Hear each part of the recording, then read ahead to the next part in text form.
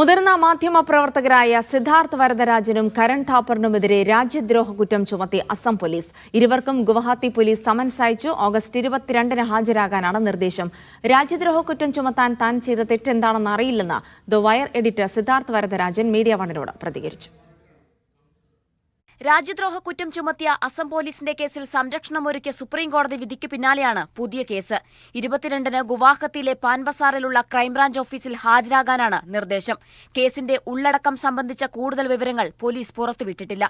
August 14-നാണ് notice ലഭിച്ചതെന്നും കേസിനെപ്പറ്റി മറ്റൊന്നും നോട്ടീസിൽ പറയുന്നില്ലെന്നും Siddharth Varadarajan media വണിനോട് പറഞ്ഞു. So it's a very serious charge. It carries life imprisonment.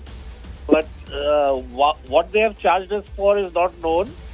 And no information is available at this point about why this case has been filed. ഭാരതീയ ന്യായ സംഹിതയിലെ 152, 196 ഉൾപ്പെടെ 7 വകുപ്പുകളാണ് ഇരുവർക്കുമെതിരെ ചുമത്തിയിരിക്കുന്നത്. Operation സിന്ദൂറുമായി ബന്ധപ്പെട്ട ഇന്തോനേഷ്യയിലെ Indian defence അറ്റാഷയുടെ വാക്കുകൾ report ചെയ്ത കേസിലാണ് നേരത്തെ സുപ്രീംകോടതി സംരക്ഷണം നൽകിയത്.